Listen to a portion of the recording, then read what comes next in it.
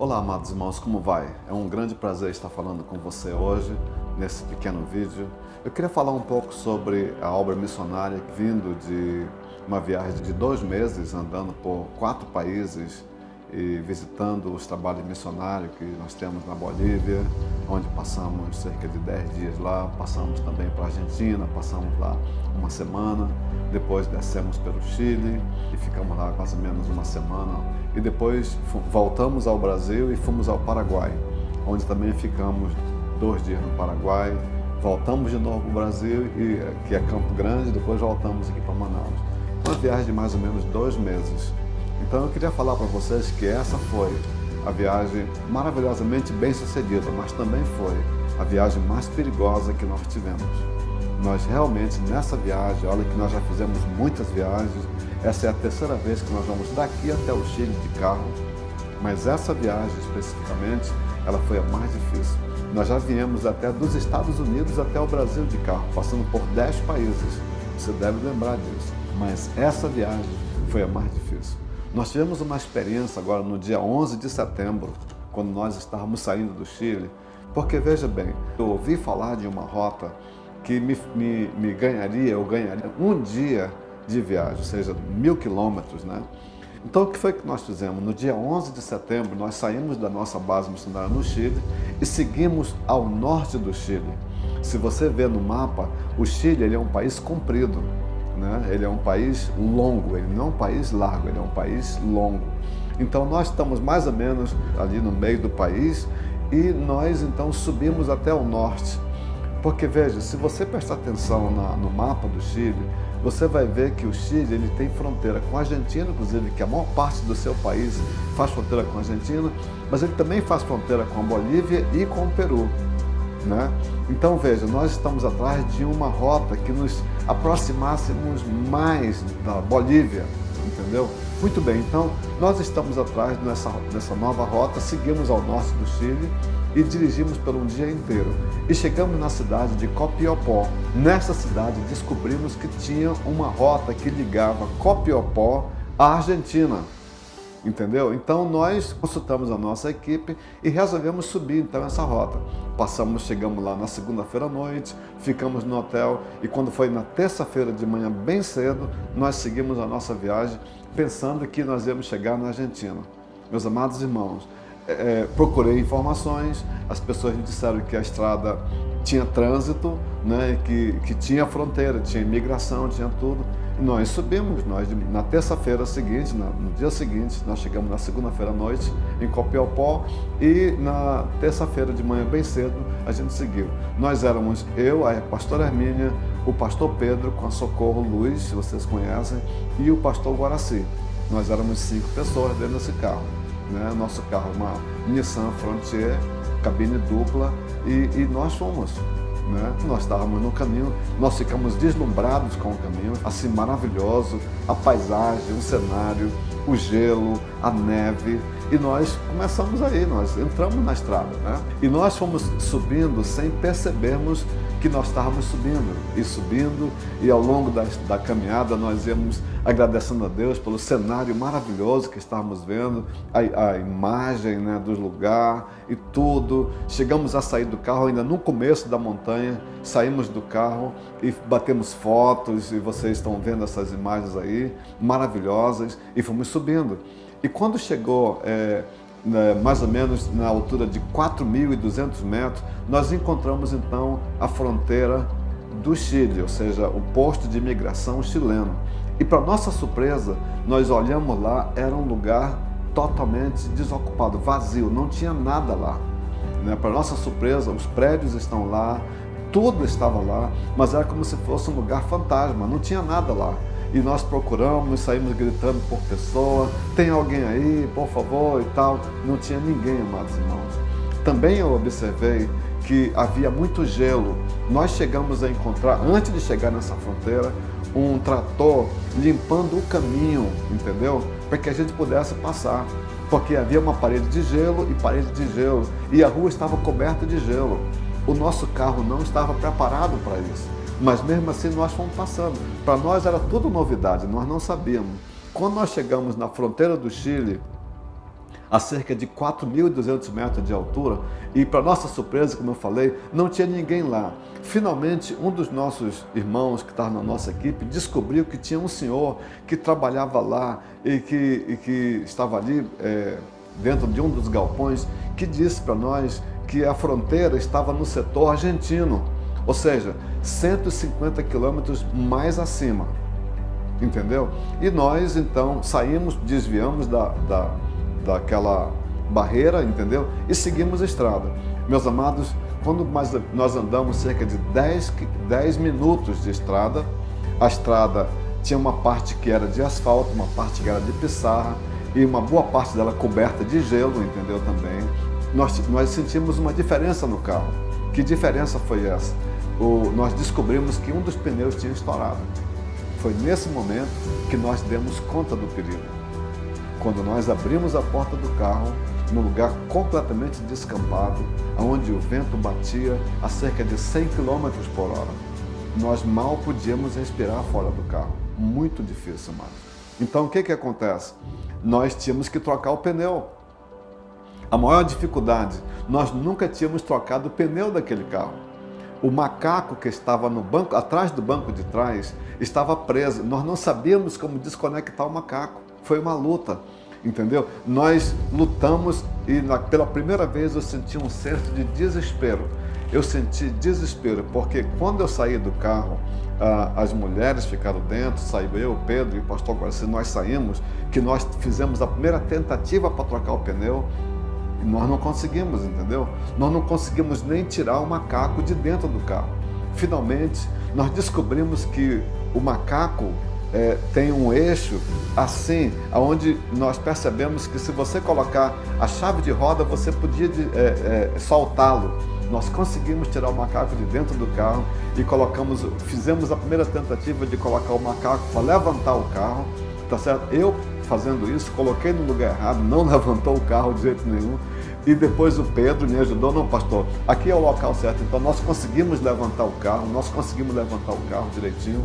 O Pedro então foi soltar o pneu step que fica embaixo da picape.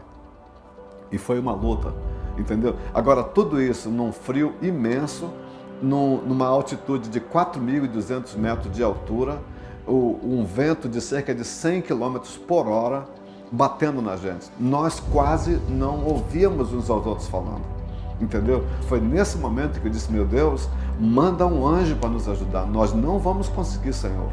Meus amados irmãos, você que está me ouvindo e que está me vendo nesse vídeo, não tem ideia, se você não sabe o que é uma altitude dessa, você não tem ideia de que estar numa situação dessa ali. E depois o Pedro teve que se colocar debaixo do carro para soltar o step. Ele não sabia manobrar, porque você sabe que o step da picape ele sobe com uma corrente, mas tem uma estrutura embaixo que segura o pneu. Ele não sabia, ele estava tentando desmontar aquela estrutura. Então não foi fácil, foi uma batalha muito grande.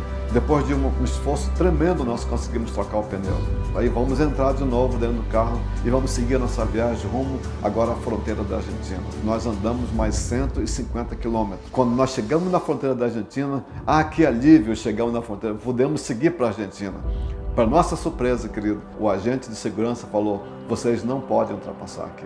E aí, amados irmãos, foi uma batalha. O Pedro implorou aqueles homens, nos deixe passar, as mulheres estão passando mal, nós estamos aqui sofrendo, vocês não podem passar, definitivamente. Depois chegou outros agentes da imigração e nos deixaram claro que nós estávamos ali ilegal, que nós não podíamos seguir adiante. Se nós seguíssemos adiante, vocês vão pagar uma multa que é equivalente à metade do valor do carro. Você já imaginou? Não tinha condição. Nós estávamos já agora a 5.200 metros de altura. Você não imagina o frio, você não imagina a altitude, o ar, entendeu? Para nós respirarmos era a maior dificuldade. Nós tínhamos que puxar a respiração bem fundo para respirar. E nesse interim, nós já estávamos nos preparando para voltar. Eu tive que comprar um pouco de diesel para colocar no carro, para a gente poder voltar. E quando nós estamos comprando diesel, eu percebi que a Herminha se encostou num balcão e começou a passar mal. E nós agarramos a Herminha, levamos ela para dentro de uma espécie de depósito, onde tinha um balão de oxigênio, e o rapaz colocou aquele oxigênio no nariz da Herminha para ela respirar, ela não estava conseguindo respirar, entendeu? E quando foi já a segunda vez que ele colocou de novo o oxigênio para ela respirar e que eu percebi que ela estava passando mal, aí eu me desesperei. Eu comecei a clamar, eu comecei a chorar, eu comecei a dizer, meu Deus, nos ajuda, nos socorre, Senhor, nesse momento de dificuldade. Nós não sabemos o que fazer, Pai, nos ajuda. Então, amados irmãos, o rapaz que estava lá atendendo, né, que é uma pessoa que trabalha servindo lá, ele não é paramédico, ele não é nada, mas ele sabe dos problemas que as pessoas que estão naquela altitude têm. Ele nos ajudou, ele nos deu remédios, ele nos deu chá, ele nos deu oxigênio para a gente, e todos nós passamos mal. Finalmente, amados irmãos, nós entramos de volta no carro e era 4 horas da tarde, no dia 12 de setembro, quando nós começamos a descer. Eles disseram, vocês não podem ficar aqui, vocês têm que ir embora, entendeu? É porque é muito perigoso esse lugar, vocês têm que descer. Meus amados irmãos, nós enfrentando uma estrada, nós tínhamos que andar 300 quilômetros em cima da montanha para descer, 300 quilômetros, era 4 horas da tarde, numa estrada que tinha pissarra, que tinha asfalto e que tinha neve, que tinha gelo, literalmente. E aí foi que nós viemos dar conta do perigo. Quando nós entramos dentro do carro, aquela conversa anterior, aquela brincadeira, aquele diálogo, um silêncio total. As pessoas não falavam. Eles estavam orando, irmão. Senhor, nos ajuda a chegar embaixo. E nós começamos a correr. Nós não tínhamos mais um step. Se houvesse um problema com o pneu, nós teríamos que ficar em cima da montanha e nós não resistiríamos. Nós morreríamos ali. Entendeu? Mas pela graça de Deus, quando foi 8 horas da noite, nós colocamos os pés embaixo. 8 horas, nós passamos 4 horas descendo aquela montanha. Nós finalmente descemos, já estava escuro, fomos para o hotel, eu disse, Herminha, nós vamos ficar no hotel agora, porque realmente nós estamos muito exaustos. Nós não esperávamos que fosse daquele jeito. Fomos para um hotel, e isso era uma terça-feira à noite. Disse, na quarta-feira nós vamos arrumar o carro estava extremamente sujo, nós temos que comprar um novo step, nós temos que arrumar as condições, nós temos que nos recuperar psicologicamente, emocionalmente e até espiritualmente, entendeu? Né? E podemos voltar na nossa viagem, conseguir darmos continuidade à nossa viagem, meus amados irmãos.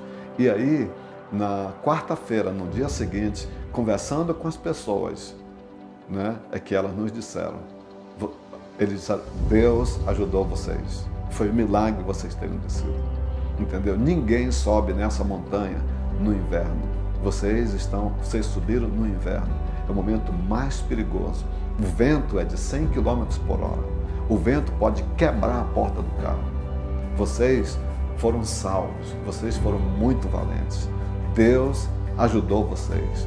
De noite não era possível vocês terem ficado lá, a temperatura baixa para menos 12 graus, vocês iam morrer de hipotermia. Todos os carros que sobem ali, eles têm a cor vermelha em cima, porque é fácil de helicóptero de resgate ver, entendeu, no meio da neve. Vocês poderiam ficar bloqueados pela neve, né? E vocês certamente iam morrer. As portas dos carros, quando sobe para aquela montanha, elas são portas que o vidro é manual, não é elétrico, porque o frio intenso, ele neutraliza o sistema elétrico do carro. Amados irmãos, nós éramos como crianças brincando na beira de um abismo. Mas o que é interessante, amados, é que nesse dia 12 de setembro, muitas pessoas nesse mesmo horário sentiram o desejo de orar por nós.